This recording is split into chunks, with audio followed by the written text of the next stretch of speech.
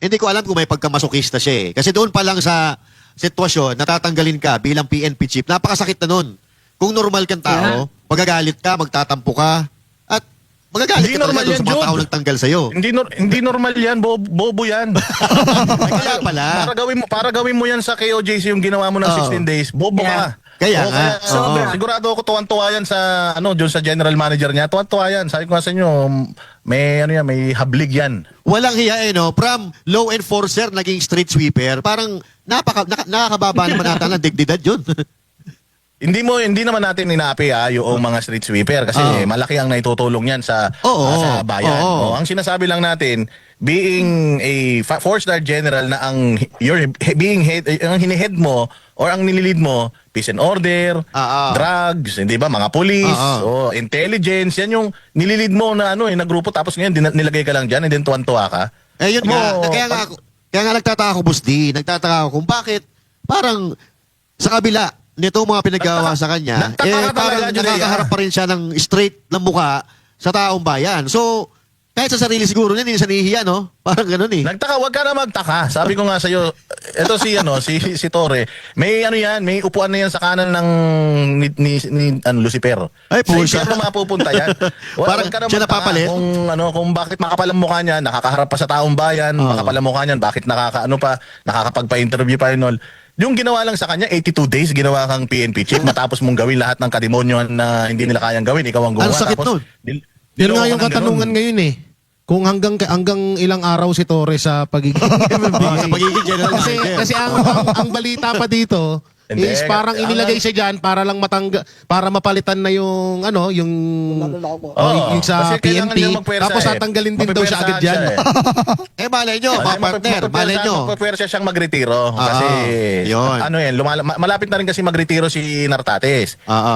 Hindi naman siya pwede mag-retire ng 3-star general siya kumbaga magre-retire siya ng acting PNP chief siya. Tama So yun. isa yan sa mga, pero syempre tayo nakikita natin yun si Torre dahil mahina nga utak niyan. Hindi niya nakikita yan. Para sa kanya, mahal ako ni BBM kasi binigyan pa ako ng posisyon. Ayun, yun ang pagkakalam niya. Pero pag tinanggap niya yan, tapos tinanggal siya after 1 month, Ayun nga yun eh. sobrang tangaw na niya. Ano pang palusot gagawin mo Para dyan? bitawan niya, yung pagiging 4-star general, papainan siya ngayon ng medyo malaki-laking sweldo. Pagkatanggap niya noon, siguro mga after 1 month, tanggal ulit siya doon, no? Walang niya PNP chief, pinaglaruan, no? I mean, degrading yan sa buong kapulisan, ha? Pero ang ginawang clown dyan. Ang gagawin niyan, palagay ko, kasi nga, di ba, nung narinig nila na kaya niyang hilain si Pangulong Duterte, papunta doon sa aeroplano nung kinidnap nila, papuntang ICC, kaya gagawin siyang tagahila ng mga masisirang sasakyan dyan sa Malay nyo, partner, malay mo, maging effective si Tory dyan. Magaling maghukay at magtanim yan. Kaya ikaw, wag ka na kung saan nagpa-park. Tsaka kasi kaya naman nahimas ni Marcos na may pagkabobo tong taong to. Sabi ko, parehas ko to. Diba dati sinabi niya si Pastor daw tumatagos-tagos daw sa dingding. Si Marcos sabi niya nakakausap niya si nakakausap niya yung tatay niya. Ay, Mats. So ano sila talagang may Common denominator. parehas silang may may saltik. Si Bongbong Marcos marunong kumilatis ng bobo, eh. Sabi niya kapwa ko bobo to. Parehas kami kaya kailangan dito to. Lalo kuya, Di umano, ha? Di umano. lalo ko sa uli di ba, MMK namin ko na siya. Parang ang harap magkaroon ng violation, no? Parang gusto ko magkaroon ng maraming violation, eh. Tatanggal ka ng pasensya. Parang gusto ko mag-manual ito, eh. Pag nagkaroon ka ng violation, baka ipatapong ka sa ICC, sabi ni Mark Lopez. Yari ka. Ay, gusto ko yan. Masarap magkain nun, eh. Malamig. Alam mo, hindi pa ako nakakakain ng yelo, eh. Pero Kaya gusto ko rin. Ito si Jay. Speaking of, may isa pang breaking news. Yan. May inaaresto na. Sino? May inaresto ngayon Naku lang. po, buti naman. Eto, inaresto. Breaking news, sabi ni Ramon Tulpo. Ano daw? sabi niya dito, aarestuhin na si Bato de la Rosa ng pulisya ngayong araw ayon sa aking Tweety Bird. Walang Tweety Bird May Tweety din. Bird din siya. Wala yan, wala Tweety Bird. Si Palsis, Tweety Bird din ang tawag niya. Ito Baka yun ang Tweety Bird niya. Baka yun, baka isa lang sila. Parehas silang kaaway ni Jack. Bakit ito si Montulpong hilig sa bird, no? Parang ako nararamdaman ko sa. May nararamdaman ako sa kanya. Babasahin natin yung post niya. Tukoy na ng mga otoridad kung saang lungga siya nagtatago. sabi ng aking Tweety Bird, may warrant galing sa International Criminal Court or ICC ang pinangahawakan ng mga otoridad. Matatandaan na si Bato ay may kasong crimes against humanity sa ICC dahil sa walang awa at puknat na pagpatay sa mga drug addict at drug pusher noong siya ay hepe ng PNP. So, alam mo, sinabi din nila yan eh. Si Bongbong Marcos, sabi niya maraming makukulong bago magpasko. Oo, wala pa rin. Oo. Ibig sabihin fake news to, no? Kasi 6 hours ago lang ano niya. Alam mo, Mamo Ramon, kung ako sa'yo nagpapahiya ka na eh. Malakot ka na makainin ng lupa. Dapat gumagawa ka ng kabutihan, hayop ka. Ay! Nasira yung mic. Nasira yung mic. Anyway, Uso ngayon ng baliw. Kita mo, lumabas si Trillanes. Nandiyan yan si Tulfo. Tapos sino pa yung mga baliw na lumalabas? O yung mga humahamon kay Attorney Guanzon. At kung sino-sino pa. Uso ngayon yung mga baliw. Kumbaga, Ang galing nga talaga ni Marcos Boss Dada kasi napagsama-sama niya lahat ng may mga problema sa saltik pag-iisip. Pero first time in history yan sa lahat ng presidente na tumungtong sa pagiging presidente ng Pilipinas. Kauna-unahan si Marcos na napagsama-sama niya lahat yan. Biruin mo yung mga Pulangaw at Dilawan na pagbati niya. Si Trillanes, si Gadon na pagbati niya, si Risa, si Kiko na pagbati-bati niya lahat. So lahat napagsama-sama niya sa isang kupunan. Yun yung project niya eh. Yan yung project niya. Meron sila, matatapos na daw. Mental hospital. Maganda yan. J. Guevara, kung napagsama-sama na niya, madali na itapon yan.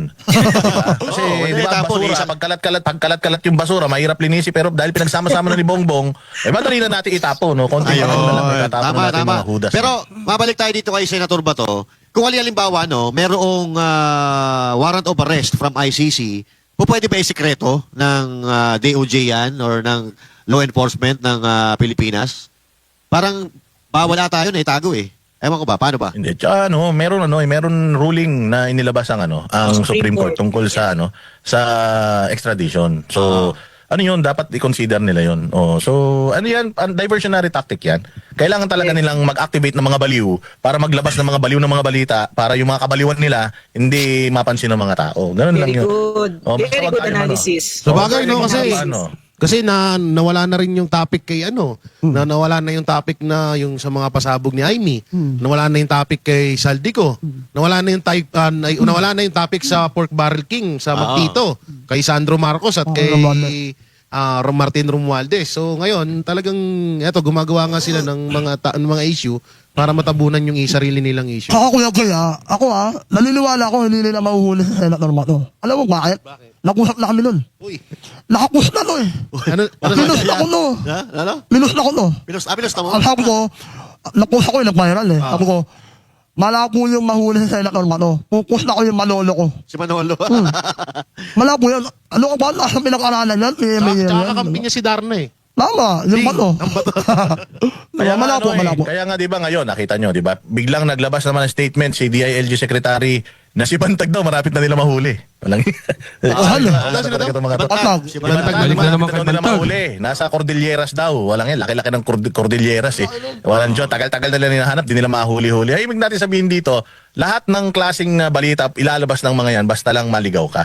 Kaya tayo mga vloggers, mga influencers, kung ano man ang tawag nila sa atin, tayo na lang yung Yun ang obligasyon natin. naglalabas ng mga totoong issues eh. So, let's be consistent. Doon lang tayo mag-focus. Huwag tayo mag-focus dyan sa mga pinapalabas nila mga More so, lalo pa na yung budget isa-sign na ni Bongbong Marcos, di ba? So, gusto nila ma-distract tayo kasi yan yung babalik tayo sa tiwala, no?